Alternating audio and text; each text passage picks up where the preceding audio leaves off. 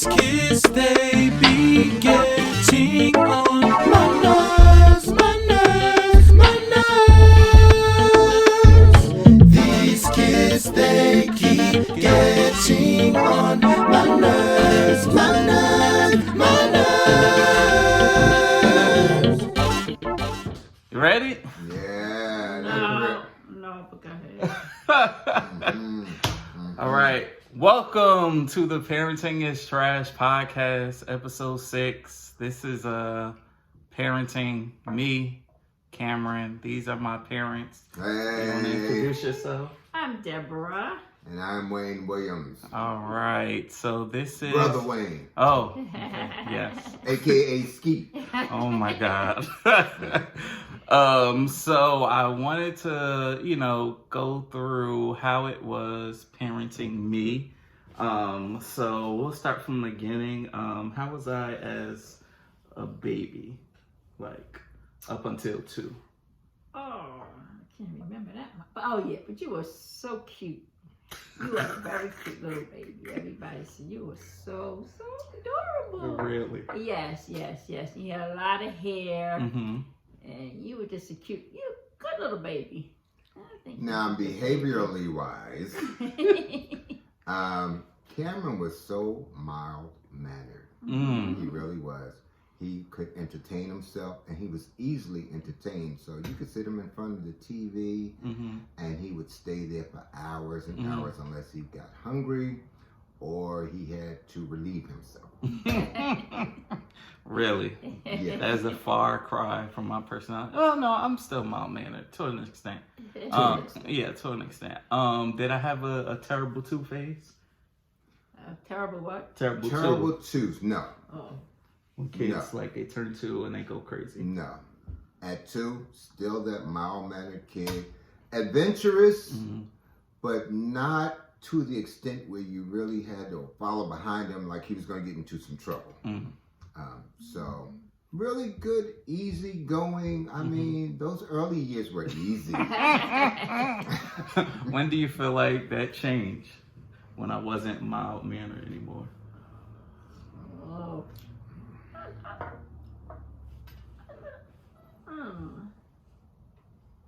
I think you remained mild-mannered, long time. but you just became more adventurous as the years went on. So I remember when you were about, I want to say 4, and we lived in an apartment, 1 bedroom, and we had an eating area. It wasn't really a kitchen. We had an eating area with a hideaway kitchen, actually. So we had a card table as the kitchen table. Next to the card table was a microwave stand, and next to the microwave stand was the refrigerator. So this little 4-year-old adventurous child climbs up into the chair. Okay. Then he climbs up onto the table from the chair. Then he climbs up onto the microwave from the table. And he's trying to climb up onto the refrigerator. So I didn't have a video camera back then. I wish I would have videoed it because I was standing in the cut watching this, and I'm like, Dad, blah, blah, blah. I was excited that he could figure that out. But she was scared because this kid could have broke his neck. What is he doing? You do that with Isabella. You did that with Layla. I give them latitude to venture. I think that's important for their maturation, to explore. Interesting. Now, when you went into, because you both had children before me, when you went into parenting me, did you have an idea of how you would parent, or was it still, we'll go with the flow of how he is? Combination of both. What'd you say? Right. Yes, because the way I parented the first one, it wasn't in a Christian type of way. It wasn't all about that. It was just, and my mother and them was there, so it was, more like they were co-parenting. Okay. I didn't know what was going on. So it's like, y'all take that half, I'll take this half. So it was kind of like that. So it was different. It was definitely different. Yes. And you learn things along the way. So your older siblings were the guinea pigs. Mm. So a lot of the things that we did with them or tried with them, Mm-hmm. you were the benefactor because you didn't have to go through those experiments. Mm. So a lot of the things that you experienced Mm-hmm. were good for you, Mm-hmm. bad for them because they had to go through that process, that parenting growth process that you didn't really have to go through. Mm-hmm. But in parenting you, you are an individual. We have 4 children, Mm-hmm. 3 boys, 1 girl. Mm-hmm. And so you have to parent girls differently than Mhm. boys. And then there's this age gap. So your oldest brother is what? 10 years, 9 years older than you? Yeah, 10, because he's 41. 10 years? No, he's 42. Oh, so 12 years. Yes. Oh, yeah. Yeah. So he's 12 years older than you. So, you know, that age gap gave us time to learn some things. Mm-hmm. And then to learn you. We both decided that all 4 children were individuals Mm-hmm. and they all needed to be parented individually. Now, when it came to chastisement, Mm. was it a decision that you weren't going to be as disciplinary as daddy, or is it just because of your personality or your background? I think it's my personality. Mhm. Yeah, he's definitely disciplinary. I'd be like, oh no, not my baby, not my baby. Oh, don't beat him, don't hit him. No. It's okay, he's just a child, you know. Well- Definitely my being that he was the youngest too. and But it something is to something mind. that we talked about. Mm. Yeah. How we were going to approach disciplining Mm-hmm. our children. Having a blended family Mm-hmm. and coming from different backgrounds, Mhm. you're bringing different approaches to the table Yeah. about discipline. So it's something we had to dialogue about, try to come to some Mm-hmm. agreeable consensus, Mm-hmm. and then approach each incident individually. So sometimes she would be the bad cop and I would be the good cop. But most of the time, he's like, I don't remember mommy being no bad cop. Refresh my memory. Yeah, I do not remember that. How was it? So I remember being creative early. We have videos of me playing guitar at Glenwood Avenue, like singing church songs. So how was it for you not being a creative necessarily? No. How was it parenting a creative? Like, what was that like for you? Well, to be honest, stop banging on them keys. Oh, it's too loud. It's too this and stuff. Yes, I think. But I tried to be supportive, I think. But yeah, it could get a little distracting sometimes. But you were at everything, even basketball and football. Of course. I always supported and stuff. Yes, definitely. Now, with you being the creative parent, how was it having someone following in your footsteps but also different than you? It was exciting, challenging because of our different giftings, trying to help you to develop to the best you and not the best version of me. Was challenging, still is. I see your growth, your maturation in your gifting, and I still see a potential for an explosion. And so now I constantly think, how can I help you in that journey, in that process? So as a child, it was the same approach. How can I help you in your journey? And it's scary at the time because I have to allow you space to do some things that, you know, historically our parents wouldn't allow our children to do. But so that was the scary part. Still is. But the good thing is I never wanted to have such a strong hand over you that you didn't feel comfortable expressing things the way you would like to express them, even now. And one thing you will always say, and it's so funny, be a jack of all, don't be a jack of all trades, be a master. I forgot, jack of all trades, master of none. Right. I can't help it. Whenever I have an idea like this podcast, every year I have a different creative avenue that, you know, from thought to start. It's super fast, it's super quick. I have to get it out. But one thing, the stick-to-itiveness has been difficult. And how does it feel knowing that you tried to instill that, but it still hasn't? Well, you're not by yourself. So it's not disappointing to me, because the reality is there are a lot of people who have multiple gifts. And they're being challenged. How do I develop all these different gifts and be good at all these different gifts? For me, I relegate it to seasons and timing. And though I might have a gift in this area, it might not be my season to excel in that thing right now. Put it on the back burner, but I'm not throwing it in the trash, because I do have that gift and I am going to use it. So the challenge is realizing I can't do everything great at one time, but I can do a lot of things good. A whole lot of things good. So I applaud you for even realizing that I do have multiple gifts, and I don't have to just focus in one area. But at the same time, I want you to realize where your real niche is and be great in something. And you can. You are. Yeah. We're proud of you. Oh, thank you. So, what was my next question? Girls. Oh, Lord. Cut. So, what, if you remember, what was your first experience of you noticing me having attention towards girls or getting attention from girls? Chat rooms. What about Chat you, Mommy? rooms? We'll go back to that. But Yeah, what I about don't you? know about no chat rooms. What was your first?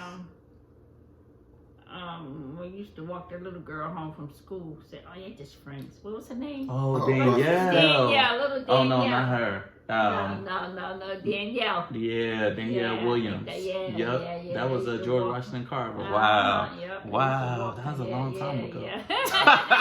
Little Danielle. She used to be like, "Bye, Cameron." Oh, that was so Yeah, long yeah. ago. Mothers wouldn't notice. Yes. Danielle. That was your first Yeah. remembrance of it? Yeah, I think so. What grade was that? No. They had the fourth or fifth Fourth or grade, the yeah. fifth grade? 'Cause I think Yeah. I walked home for the first time by myself, maybe third grade, Mm-hmm. and Daddy was asleep, and I had to walk to your job. And then after that, y'all was like, "All right, fourth grade, I think y'all gave me a key." Yeah. You'll be all right. Yeah. Oh, that was crazy. 2 times I walked from here. What's that? A mile and a half? 2 At miles? Yeah, In the hood. in the hood by myself. Whew, interesting.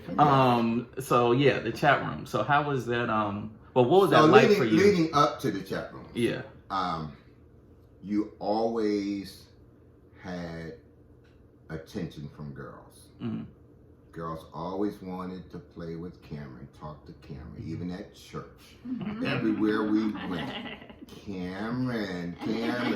Even a little girl across the street. You'd think boys would knock on the door and say, "Can Cameron come out and Oh play?" yeah, I remember the girl. No, now. little girl Okay, ringing my bell. right, Can Cameron come outside? yes, Can yes. Cameron? So, okay. So he always would get attention from girls. So as parents, that make you nervous. Like, oh, God, he's going to be in a well. Can he handle this? Mm-hmm.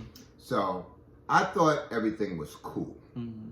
until the internet Mm-hmm. and chat rooms. So I made the children give me their passwords and everything, because as a parent, you want to, just monitor Mm-hmm. what they're doing. And one day I'm in his emails, and him and this young lady are bantering back and forth, and they're getting really raw. You don't remember this? No. Oh, they're getting really, really raw. Oof. So I never know my child to use such language, especially towards a young lady. We taught you better, son. And at this time, I was still a virgin, so it was the language was super far fetched. Yes, it was, yes. But it let me know where he was at the time, which was a good thing. So we could have certain conversations. So I appreciate the fact, first of all, he didn't have a problem allowing his parents to have access to every part of his life. And he had no problem being transparent because he knew I had access. So if he was trying to be real sneaky, he could have erased the emails or done something to prevent my being exposed. But it gave us an opportunity to really talk about ladies, how to interact, what's the proper way to conduct yourself, and how to respond. Because young men, let me be honest with y'all, these girls a different breed out here now. It's totally different now. Yes, sir. No, that was bad. When I was out there, I was chasing. Now y'all being chased. I feel for you. Wait, do you remember the girl that used to call in the morning to speak to you? This is like 6th or 7th grade. And she knew she couldn't talk to me. This girl, I'm not going to say her name. Okay. But she used to call and she knew I couldn't have calls from girls. So she would call you and then it would always be a crisis. Like she had a nosebleed one time and something with her father one time. But it would be like soon as daddy get home. As soon as daddy would get home. And I'm like, that was just... It's interesting. You think back about that stuff. Like, wow, that was so interesting. So then my first official, I guess, girlfriend I brought home was in high school. Was that junior year, I think? High school? It was late in high school. Junior or senior year? I think I started dating her in... What about the one in the 8th grade? Oh, it's my, that was supposed to go to the prom with. Oh, well, she won't mind me saying her name, Allison. Yeah, I guess you could say that. Yeah, that was my first. What was the one in the 8th grade? Who That's was Allison. No. That wasn't Allison. The one you took with the purple dress on? Oh, no, that. To the Christ Church. Oh, no, that was Janetta. high school. That's what I was talking about now. Janetta. Yes, that's high school. That's That's what I was high going school. to now. Oh, okay, then. So, That's not Allison. Allison. Yeah, she was a Allison. little Did short you girl. go anywhere with Allison? I was supposed to go to the prom with her, the 8th grade social. 8th grade. Oh, okay, what happened? And she stood me up. She went with somebody else. Oh, wow. Poor baby. And we cut. No, but they still good friends. Yeah, we talked about that before. And that's who the podcast that I had before this. That's who I was doing the podcast with.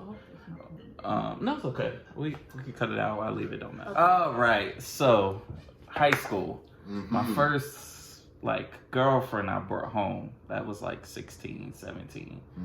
Yeah. I think that's Janetta because I was dating her in junior year, but I didn't introduce you guys until maybe senior year. What was that like? Well, she was very likable. So it was good. It was something that we talked about.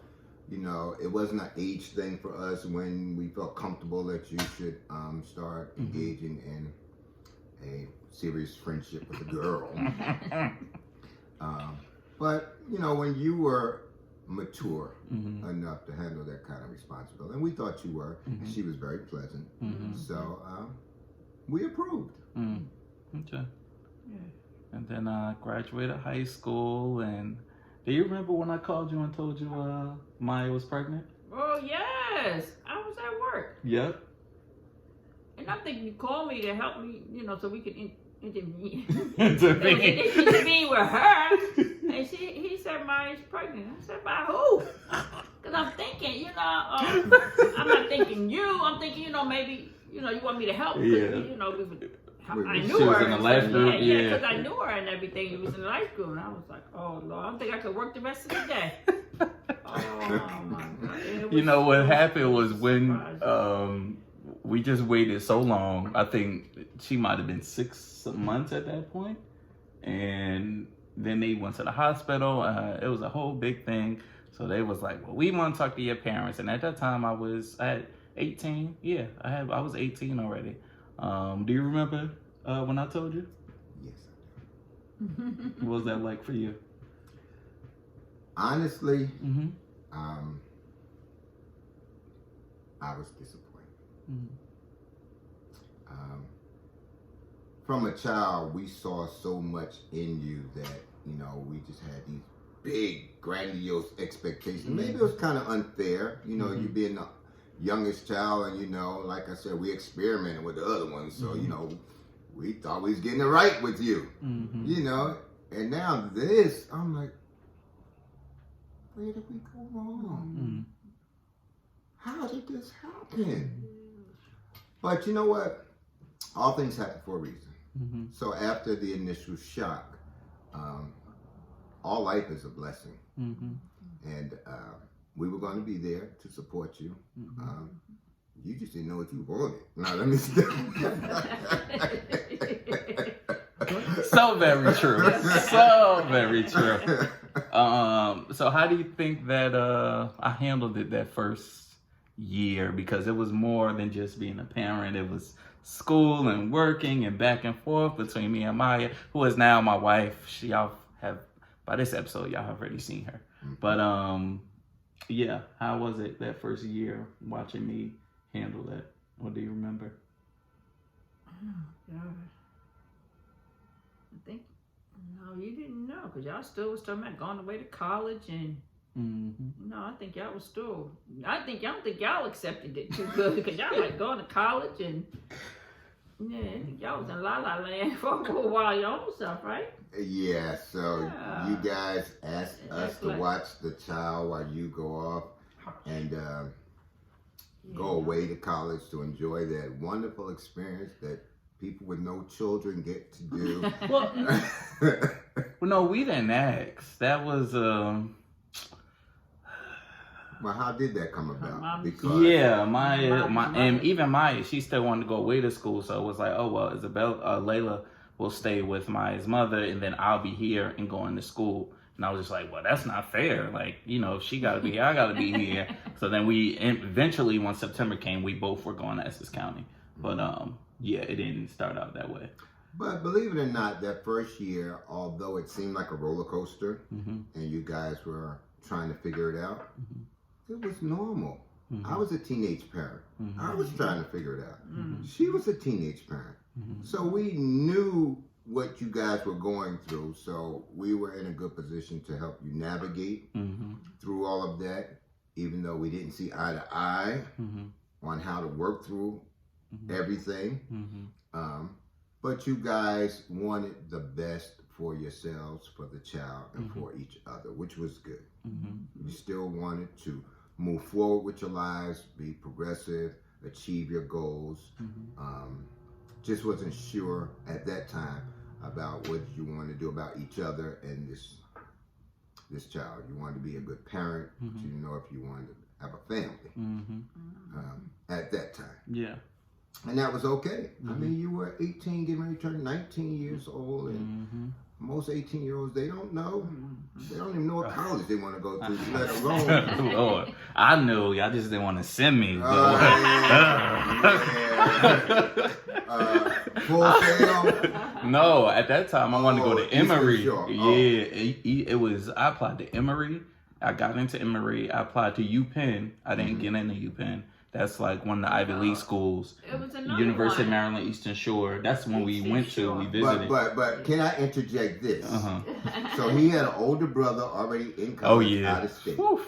I don't know what I was thinking. Paying. Yeah. Okay, so I asked our son to stay in state for a couple of years, and then he could go to any school he wanted to once his brother graduated. But no, we're getting acceptance letters from all of these out-of-state schools. He is totally ecstatic. Oh, look, I got accepted here. Oh, look, I got accepted there. And I'm like, who's going to pay for that? Because daddy and mommy's money is staying in New Jersey, where we want you to go your first 2 years. So that was a very challenging time. It was typical of, a little immaturity at the time.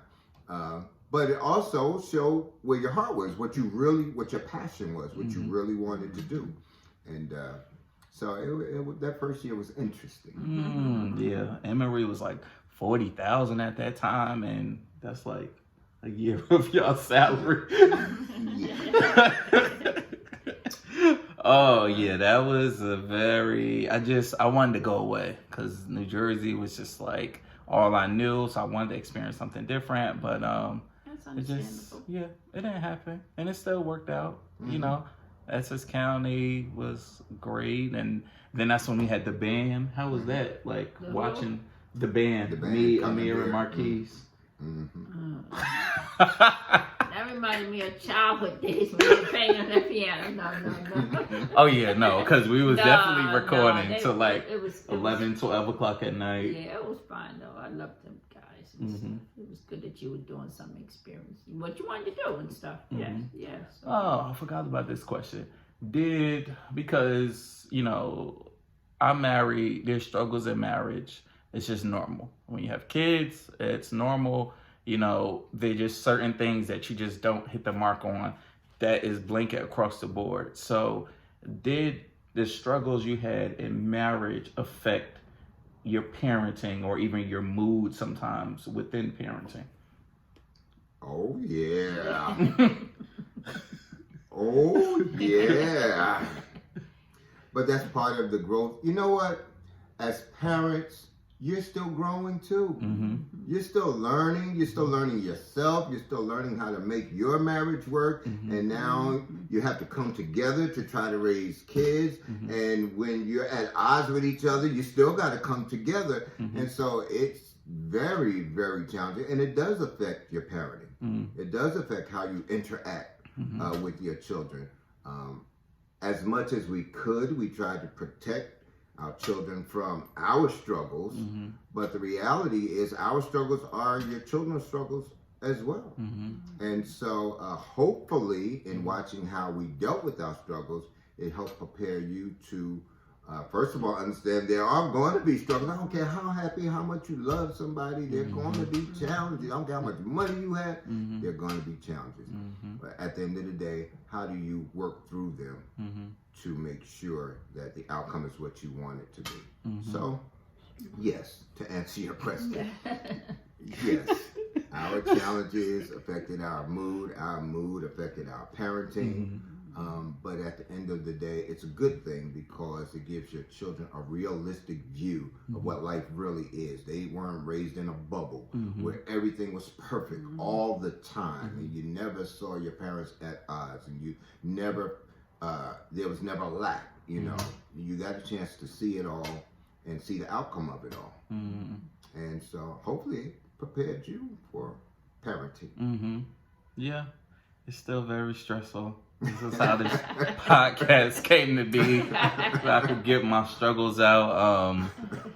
So now fast forward, I decided to get married. What was it like for you, me getting married? Yes, that was exciting. Yeah.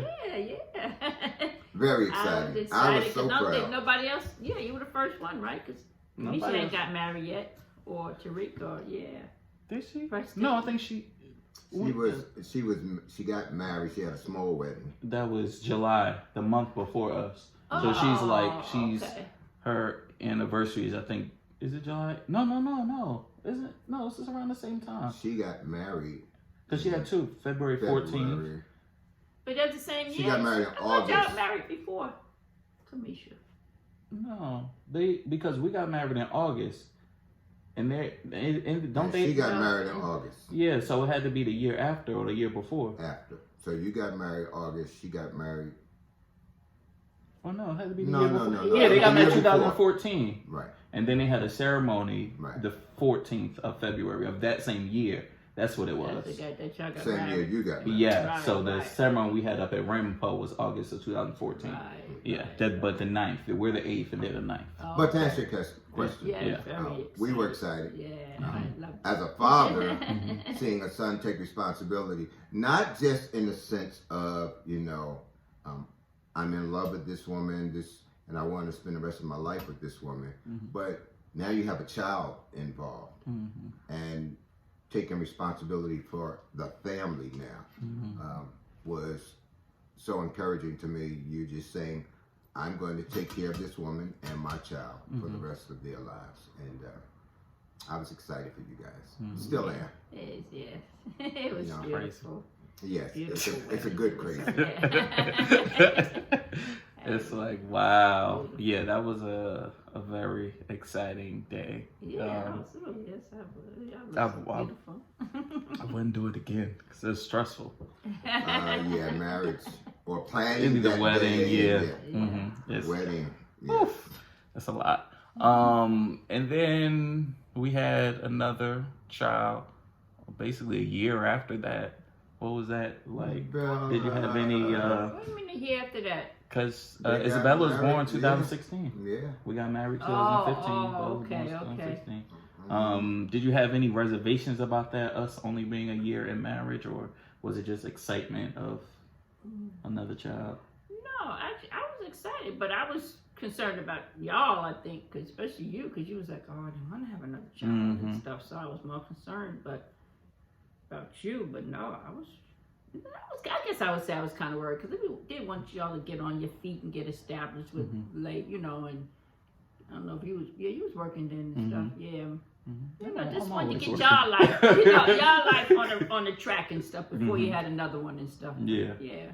I was excited. Yeah. I'm a big family kind of guy. Oh yeah, definitely. So the more the merrier as far as I'm concerned. Keep them popping. But see, this is one of the reasons why I'm so like, my father, he doesn't like the title of the podcast. But the reason why it feels so good, like, for me is because at that time, when we first had Isabella, I did not want Isabella. The first 4 months, if somebody would have came and just picked her up and not came back, I would be like, And as a parent, that's like a real bad trash attitude to have, and it's real, but a lot of times we don't really talk about that. It's difficult having a child, especially when you don't want more, you have one, or it's unexpected, and people don't want to talk about those real emotions of, I don't want this child, but God has a way of just opening your eyes, because after that she had pneumonia and was in a hospital, and I was like, that's not what I wanted, and that was very hard to deal with. And then after that, it was just like Isabella all the time. That's my friend. She on my hip all the time. So it's parenting is difficult, and it's good to remember those moments and understand you can like overcome those things. So I know you had expectations having me, but where I am now, do you see me meeting or exceeding those expectations, or have I exceeded some of those expectations? What's your thoughts on that? I talk a lot. That's right. What you think? No, go ahead. You answer first. I think you exceeded a lot of expectations and stuff. Yeah, and you're still young, so you still can do more. You can reach the sky. Yeah. So for me, you definitely exceeded a lot of the expectations that we had.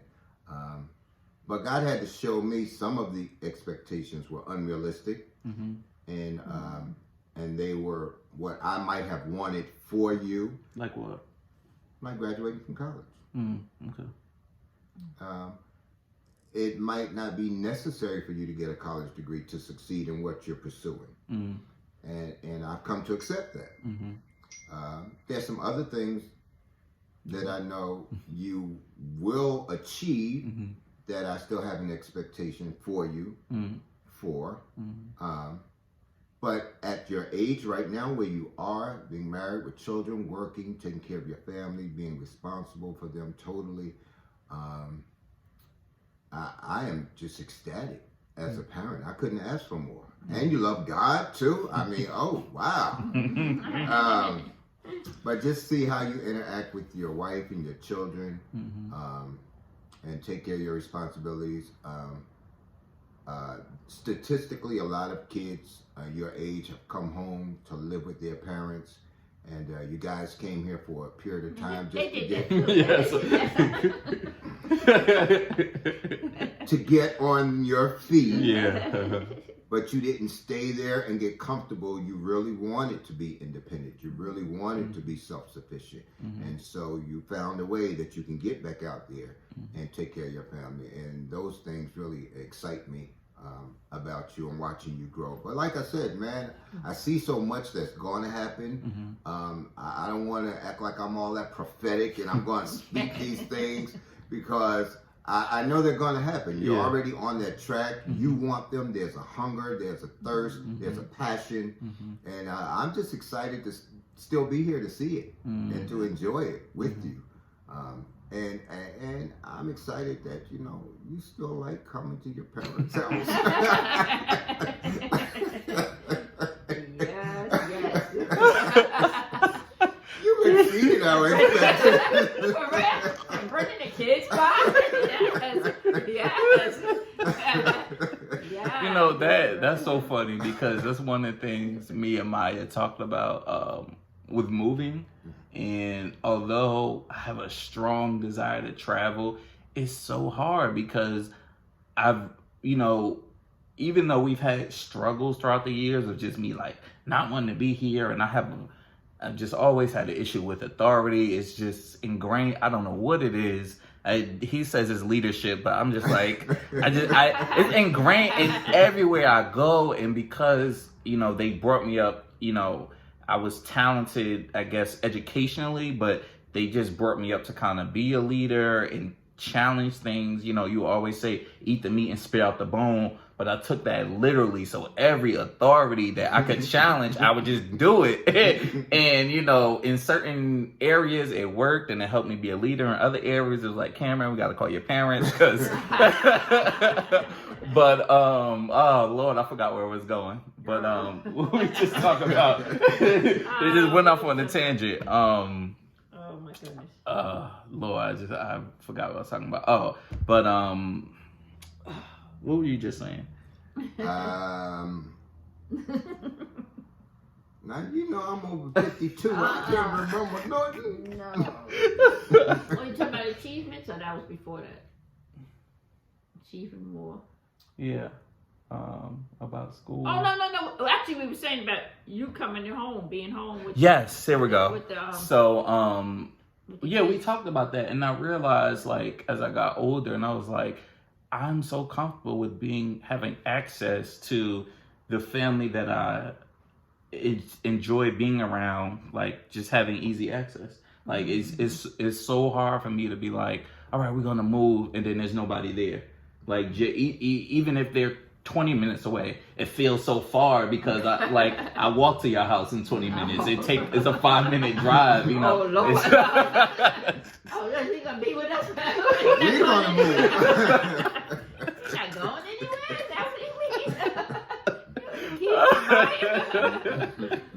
Yeah, so I've wants to move back, so I don't know. Yeah, even she'll say it's a comfort, like just having people close that you could just have access to at any time. So I think it's my last question. So if you died today, you would say that you did your best and you're proud with the outcome as far as your parenting. Amen. Definitely. And not only that, if I die today, I know that there is going to be a great legacy in our family because not just your accomplishments, but watching you instill things in your children that is going to trickle down and keep trickling down from generation to generation. And I think that's mostly what I'm proud of, just being a legacy-minded person and knowing the legacy in you is being passed down. And even though you have daughters and not sons, it's still being passed down. The love for God, the love for self, the pursuit of being a blessing to others and not just hoarding to themselves. So I would rest in peace. Yes. Okay. Yeah, that's another question too. The grandkids, like, has you don't parent them the same way you parented me. What is that about? Because the rest us kids that have kids, we fed up. Yeah. Well, Wow. just like raising 4 children that are different and believe it or not, if you talk to each individual child, you'll realize that they got something different from their parents. Yeah. the grandchildren are the same way. So what we learn from parenting you, here's an example. So we grew up that it was taboo to sit on a bed, let alone jump on a bed. Yeah. Well, I'm gonna let the cat out the bag. I jump on the bed with my grandkids. Yes, he does. And I still, yes, he does. Does he ever? Yes. Oh my yes, Lord. yes. And their parents looking at me like, you would have had a fit if we was jumping on that bed like you and these kids. I just remember going to grandma's house in Irvington when we would have those family together, and she, why y'all on my bed? Every time we came in the room, get me a cigarette, and then why y'all on my bed? Off my bed. Yeah. So it is different. You engage them differently, but for me, it's individual. Like Amir, the oldest grandchild, I engage him differently because he's in a different place. Taji, he's in the sport, so he and I can engage differently. Bella likes to be physical. Layla just likes to engage. Whatever it is, let's just do something, okay? Movie, she want to talk during the movie, okay. So I just engage them where they are, and I think that's what they will remember as they get older, that their grandparents engage them a certain way. So whether you're a grandparent that bakes with them all the time, reads to them all the time, goes shopping with them, whatever it is, however you engage, it may be different than you have engaged your children, but it's building memories and it's building history with those grands. So yes, it's different. Okay. Well, thank you. You're welcome. This was fun. Oh yeah, I don't have no teeth. So you gotta cut that out. if after we edit this and I can see that I don't look presentable, all you will see is a blank screen and hear my voice. We're going to blur his face out. Okay? Yeah, put a little black spot there. All right. Love you, Oh, love you too. All right. Thank Parenting you. is a gift. I Oh. don't care what he says. Oh, my Lord. Thank you for listening. Love y'all. Happy parenting. Happy parenting.